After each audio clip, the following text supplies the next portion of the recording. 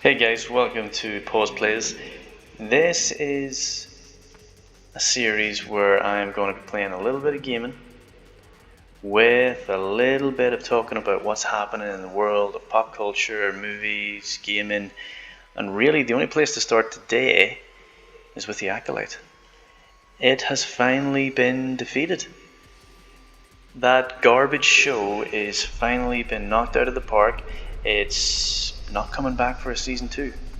This will be music to the ears of anybody with any taste, really. I mean, it promoted itself in the sense that it said it did superbly well with viewing figures, but I believe that half the viewing figures were because it was so bad. So many people across social media were watching it just to see how low it could sink. And man, did it sink low. It just got worse and worse as it went along.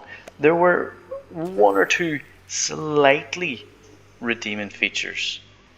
So when, for example, they had some of the large action set pieces, they were fine. However, they were built as something that would defeat or certainly improve upon or better the prequel trilogy.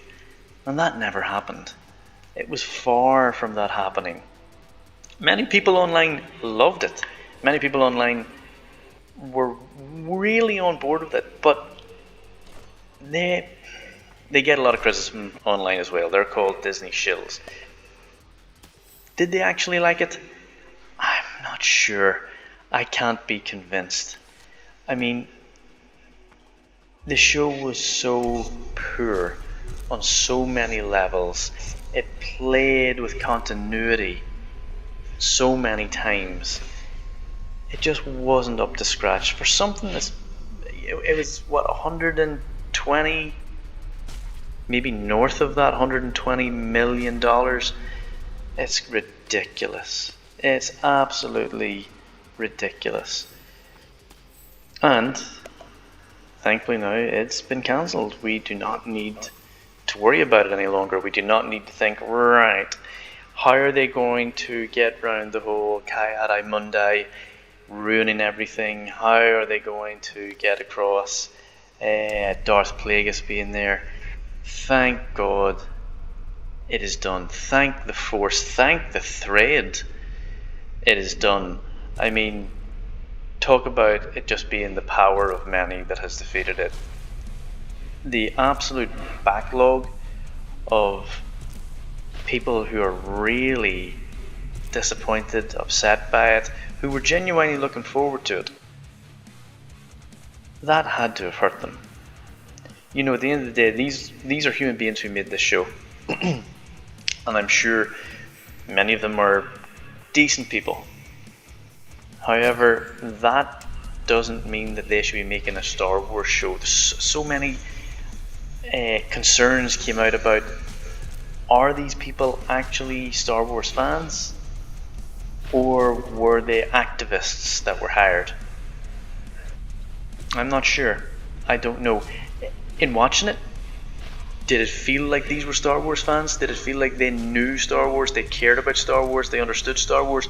No, absolutely not. On the contrary, it felt like they had heard of Star Wars. They were aware of the bits and pieces around Star Wars in terms of, oh yeah, there's the Force, but I wonder, can we improve on the Force? No, that is absolutely not necessary. We have the Jedi. They've been the good guys throughout this whole series for roughly how many years now? At least probably 40? Can we improve on them, or can we look at them and say maybe they're not the good guys? Why? Why? You already destroyed Luke Skywalker. Do you have to destroy the whole Jedi Order as well? Do you have to destroy the ideas and the fundamentals that we grew up with, that we cared about when we were younger? You know, when I was a kid, I looked at the Jedi and I wanted to be a Jedi. I was out the back twirling around sticks, my imagination running wild, thinking I was, whether it was Qui-Gon Jinn, Luke Skywalker, or Jedis that I made up. And yet, when the Acolyte comes out, oh no, the Jedi are the bad guys. Why?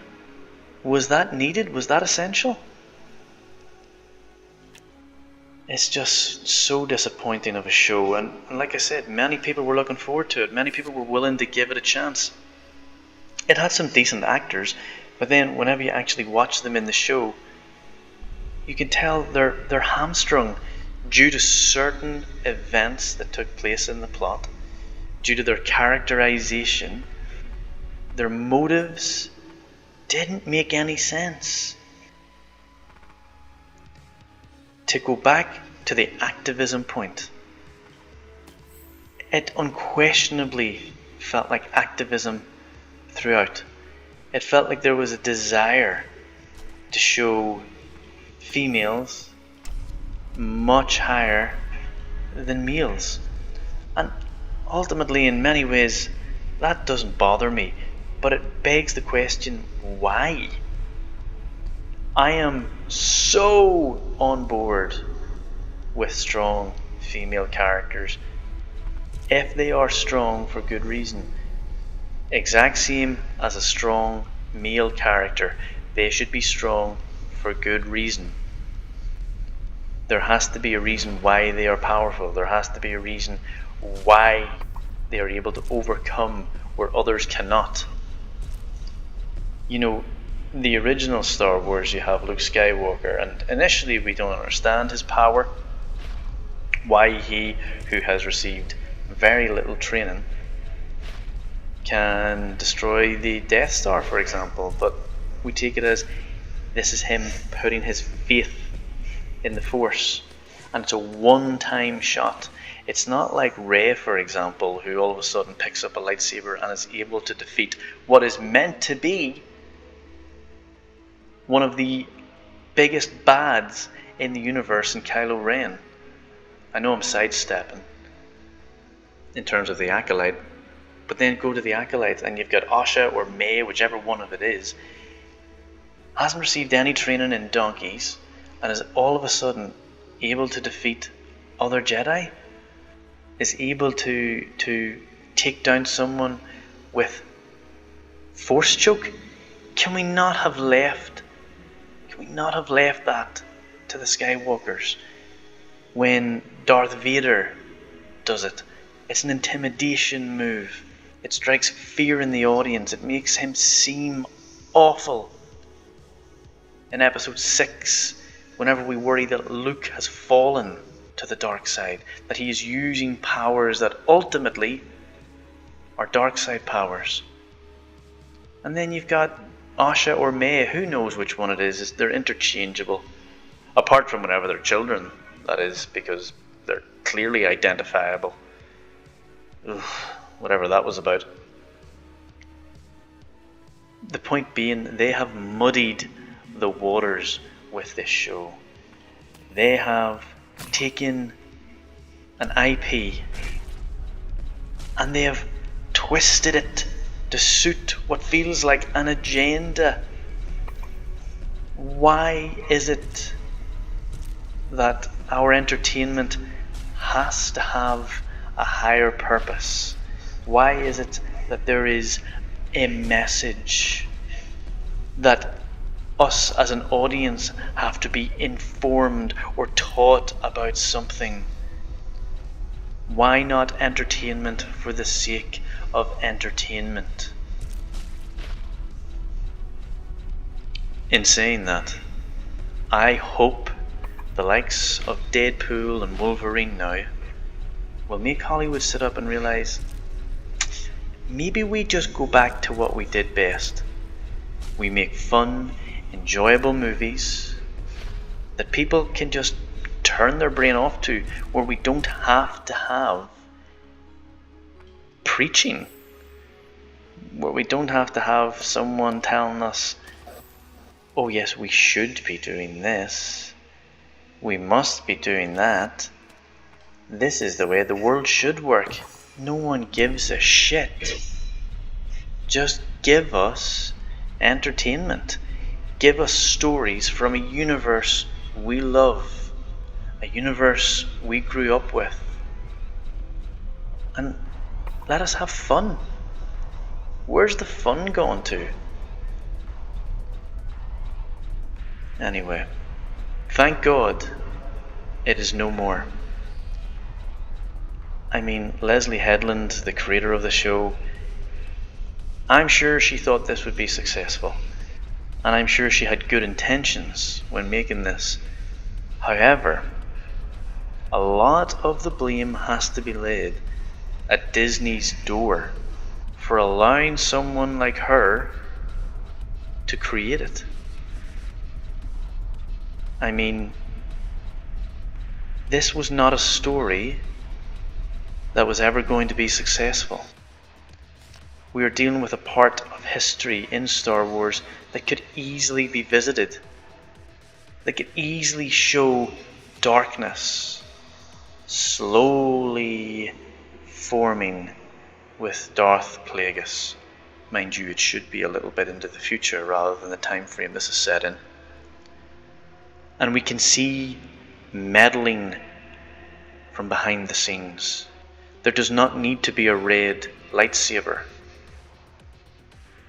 Sometimes politicking is enjoyable. Sometimes what took place in episode 1, where there was a lot of debate, a lot of criticism due to the extent of the politics, sometimes there is a place for that. That could have been the Acolyte. Mind you, it wouldn't have been called the Acolyte, it would have been Darth Plagueis Rises or something along those lines. But ultimately, this show was a failure. This show had to die, and thank God it did. Goodbye, Acolyte. We will not miss you.